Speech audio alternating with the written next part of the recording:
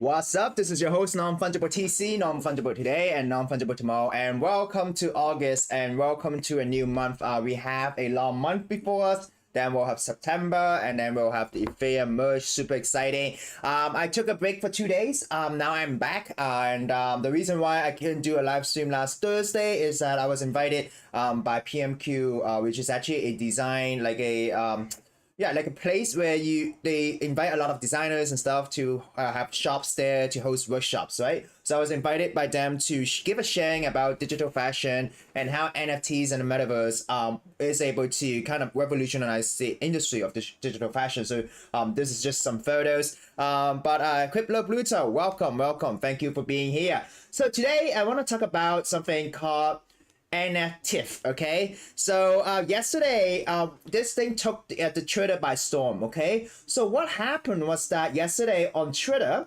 30 ETH was trending at number 43 with 27,000 tweets about 14 hours ago, right? So 30 ETH was trending in the US on Twitter. And for those of you who do not know, what happened was that, Tiffany and Co., they came up with this post saying that the future is here and it's called NFTiff, August the 5th, 30 ETH, discover more, right? So this is the image, and once you click into it, it goes to the website. So this is the website. So at this moment, right, a lot of people, look at this video view. There's 360,000 views, right? And I believe that this is not an ad, right? This is all organic. What happened was that a lot of influencers on Twitter, especially on NFT Twitter, were, complaining, they were trolling Tiffany, right? They're saying that, hey, this is gonna be 30 ETH.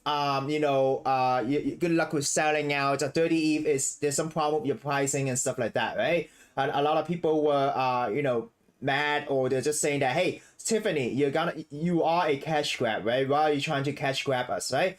So after a while, they decide to come up with this video, okay? And this is actually what is gonna cost you 30 ETH for this NFT collection, right?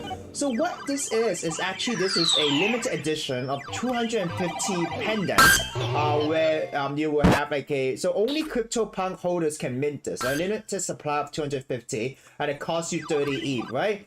And after this comes out, it kind of makes sense, right? It really kind of makes sense, like, why is it gonna cost you 30 ETH? Because if you put things in perspective, right? If you look at this, Bored Ape Yacht Club is trading at around 83 ETH, right? Mutant Ape is trading at 16.3 ETH, right?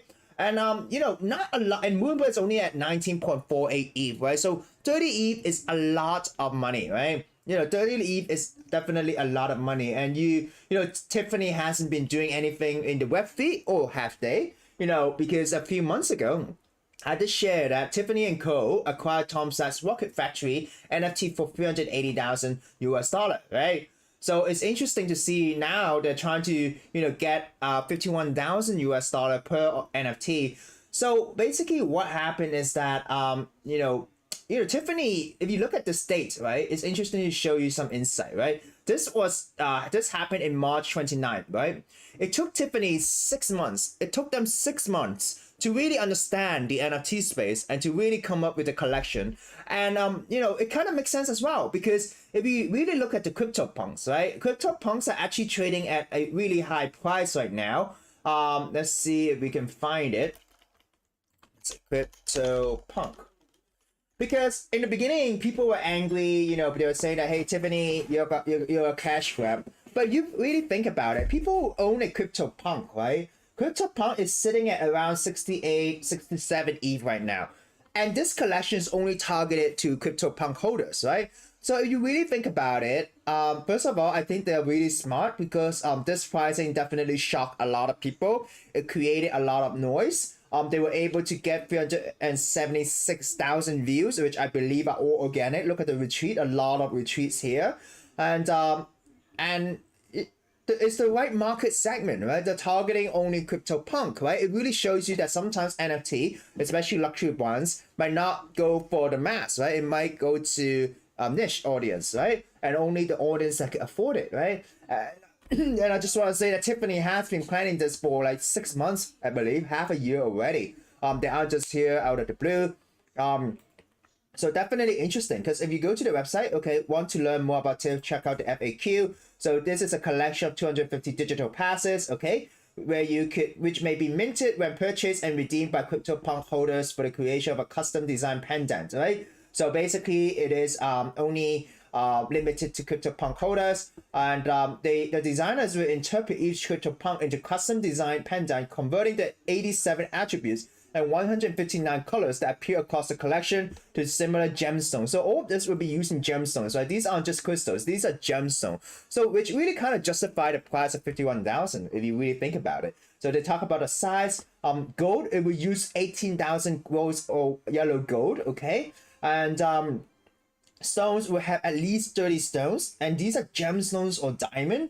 Correct rate per piece will vary based on the attributes, okay? And so enamel, okay, so and then there will be a chain, okay, and these chain are 18,000, 18k gold, right? So when you really think about it, it kind of makes sense, right? The pricing kind of makes sense, and this is really targeted to the OGs, right? The CryptoPunk holders, right? So I just want to share this great marketing campaign, really great pricing, really great announcement, because they came up with this without any information, which kind of stirred up the debate, right? And then people were sharing this, complaining Tiffany. Then they came up with this video, and then people were like, "Oh, NFTs are going to mass adoption. Oh, brands like Tiffany is entering into NFTs."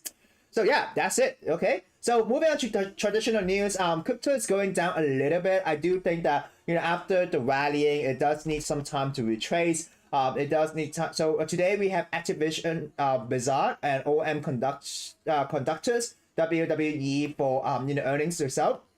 So earning result will definitely affect the cryptocurrency market. If we look at the headlines, Eurozone economy grow by 0.7, which is slightly okay. Consumer spending rose 1.1, so maybe it means higher spending power, or maybe inflation is happening, right? Farm giant expect food supply problems to continue, which is negative. Okay, if we look at this right now, the market is opening in 3 minutes, and if we look at pre-market, stocks fall. So this is the reason why crypto right now is going down, right? It needs a breather. So look at this. Total crypto market cap, reduced by 2.89. Oh, actually, I need to change to crypto. So if we look at this, total crypto market cap reduced by 2.89. We're at 1.07 trillion. Bitcoin is now 23,000. So 23,000 is an important range, right? If Bitcoin goes down 23,000, like 22,900-ish or 500-ish, and sustain there, then there's a chance that it might go back further, right? Ethereum at 1.6 thousand, okay, wasn't able to break the 1,700-ish resistance level. If we look at this overview, candles chart, so Ethereum has been trying to break this for some time, wasn't able to break this, right? Okay, sorry, this is 1 day. Okay, 30 minutes. 30 minutes success. It was trying to break this level, right? 1,700. So it wasn't able to sustain at 18,000. If it goes to 18,000, what people were saying is that there's a chance that there is no a lot of resistance in between. So there's a chance. Look at this, right? Look at let's see. Look at days. Okay, all right.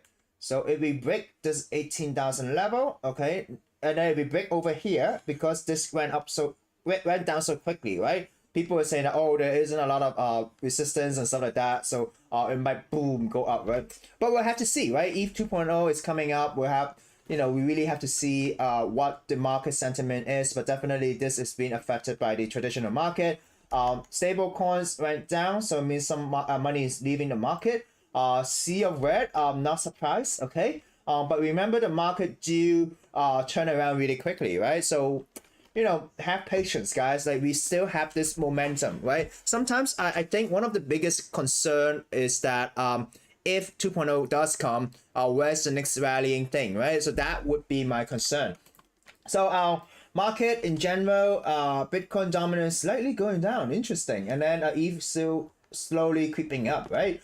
On chain, nothing much to share. NFT news, I think the one that I share is the biggest, and recently Revolt.cash released a browser extension to combat those scams, warning you that you're about to sign allowances, which is great. And also you have some projects that are minting metaverse, there's a metaverse play, and so on. I forgot the NFT transition.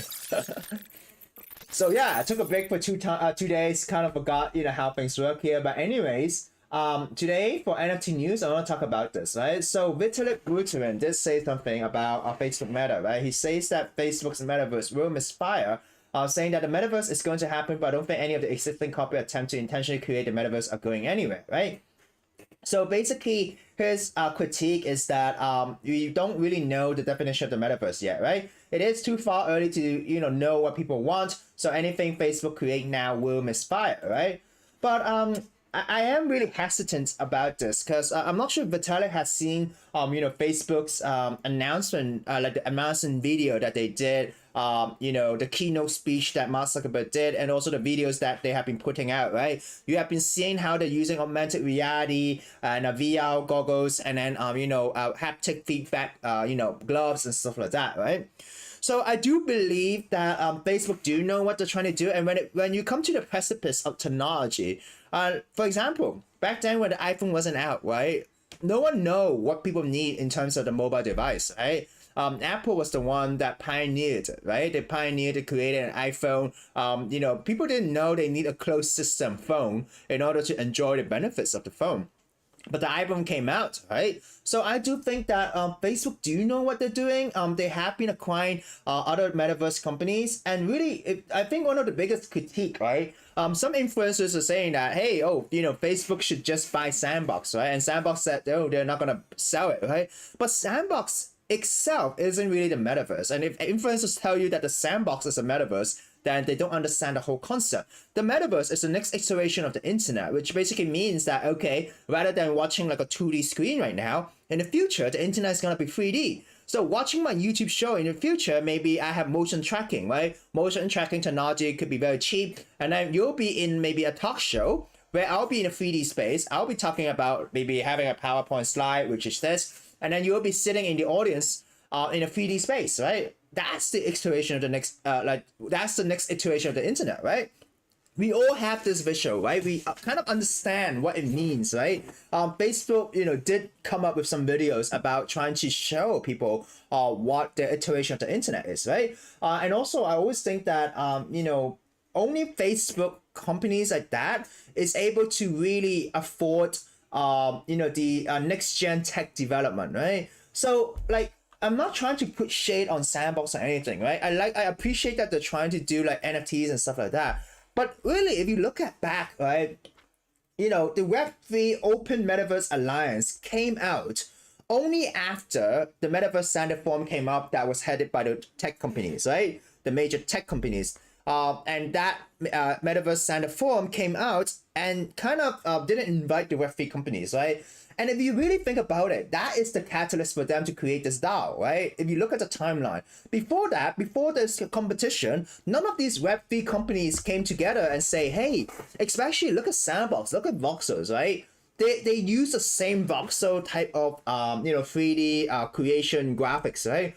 They didn't sit together and say, hey, we have to set up a DAO to talk about open standards. They didn't come together and say, hey, we need to make things interoperable, right? They did none of that. They only did that when these Web2 companies decide to say, hey, let us create a standard and and band together, right? Then these Web3 companies, after selling out a lot of money, or selling these lands and NFTs for a lot of money, decide to really think, hey, we do have to build this interoperability. It's to a certain extent, it's an afterthought, right? And in the weekend, I just share something. I'll play the devil's advocate, and I really do want to play the devil's advocate, right? So last week, we know that Meta lost 2.8 billion on its virtual reality ambition during Q2. And the reason why you have to spend so much money is that, of course, you have acquisitions, right? But you have to do R&D, right? Next gen technology is not just gonna come out, right? Next gen technology is not gonna come up from Web3 companies like Animoca brands or maybe the Sandbox, right? Because Sandbox is doing what Minecraft has been doing, right? It is the same thing. You're still using the Unity game engine. The only technological breakthrough is the NFT aspect, right? But from a technical point of view, that isn't hard to implement. And the whole interoperability thing is just, we are selling NFTs, and these NFTs are on a blockchain. But there is no other interoperability. There's no guarantee that Sandbox NFT could be used in CryptoVoxel and all other different type of platforms. They never talked about it, right? it is only when these big tech companies come into this space, they start being threatened, then they decide to come up with a DAO to discuss further. But there is no solid things. There hasn't been a case where we can see this whole interoperability that is being used as a real use case, right? So I was saying that, hey, how much have Web3 companies like Animoca Brands invest in next-gen infrastructure, right? Because in order for metaverse to make sense, in order to have VR and stuff like that, you have to build processing power. You have to build the infrastructure. You have to provide subsidy to make these VR headset cheap in order for people to buy it, for it to have mainstream adoption, right? But Web3 companies like maybe Sandbox, right? They're not investing in these next gen tech, right? Besides implementing blockchain technology and NFT, right? And that's pretty much it. There is nothing stopping. What if one day Microsoft decide to say Sandbox? Say Minecraft. Why don't you open a new server that is fully Web3, right? Why don't we tap into interoperability, right? Then what would happen to Sandbox, right? So there is a lot of these stuff that no one really talks about it.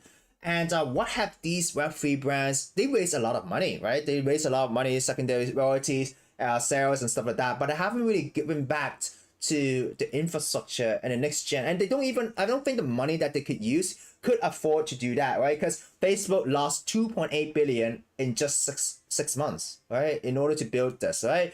So if we look at this, I also shared, and this is a report I did share a while back. Even platforms like Roblox, with an average user of 53.1 million daily active user in 2021, is not profitable with a high fee structure of 75% creator fee. So you have been seeing reports about, Yasu saying that Facebook is going to be a closed metaverse, saying that Facebook, you have a 45-ish% of a creator fee, is not fair, but Sandbox, you have only a 5%, right? But we really look at this. Roblox charges a 75%. And this is way higher than the 47%, rate from Horizon World. But they are not a profitable company, right? And if you really think about it, it is because they're running a lot of server, right? They have to cater to a lot of people. And if you look at Sandbox, you start to understand the operations, right? You start to understand whether secondary royalties could scale if the momentum died out, right? The Sandbox has taken a rate of 5% on digital asset sales, though only 300,000 monthly active user, okay? All right? So Sandbox had a 300,000 monthly active user, okay? And the game is not fully out yet, right?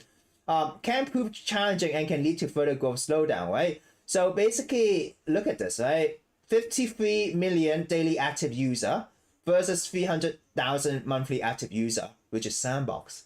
It really gives you the idea of how much operating costs that Roblox have to pay, and even charging such a high fee is unable to be sustainable, right? So it really gives you a perspective on once these Web3 metaverses, once you start to have a lot of adoption, once you start to have these server costs come up and stuff like that, it will be interesting to see how these secondary royalties could sustain it, like whether it's a sustainable business model or not, right? Because if it's not a sustainable business model, would Sandbox start charging you to play? And if they do start charging people to play, then people won't play, because their first intention is to play to earn, not pay to earn, right? Like play and earn, right? But don't get me wrong, I have nothing against Animoca or Sandbox, right? I just like to ask difficult questions, right? Because I'm just so excited about the metaverse, but it's just so many things that aren't being discussed. The real idea of interoperability, right? And also longevity, because royalties is able to help you create a DAO, and that's where decentralized metaverse platforms should take advantage of, right? They should take advantage of the idea that their gamers or users are willing to take ownership of these platforms through a DAO or whatever, and also these secondary royalties could generate money, and all of this is automated on a smart contract. While when you have a centralized business, you cannot use that to your advantage. But no one really talks about this, right? Which I think is a sad thing. And everyone just talk about, oh, when with this piece of land moon, how can I make a lot of money? But no one really talked about the infrastructure. And so sorry, Vitalik, to a certain extent, I'm on Meta's side. I mean, they are really investing like real hard cash to fulfill a vision, and also investing in next gen technology. Because don't watch this video, right? If you're interested in metaverse and stuff like that, go search metaverse VR on YouTube. You'll see some of these enthusiasts, right? That talk about, depth of field, all of these VR goggles isn't that easy to create, right? So you appreciate why they're doing that. And the metaverse isn't just a Minecraft clone like a sandbox, right? It isn't just like another 3D space on a browser. But the metaverse is how everything could really one day come up together, and also how it is supported by infrastructures like VR headsets, and also high processing speed and connections and stuff like that, right? So anyways, sorry for ranting. Thank you guys for watching. Crypto Brutal, great to have you watch the show immediately. Have a great week, have a great month. Yep, market is slightly down, but I do believe that as I have conviction, we'll find our way in this space. So this is your host, Non-Fungible TC, signing out.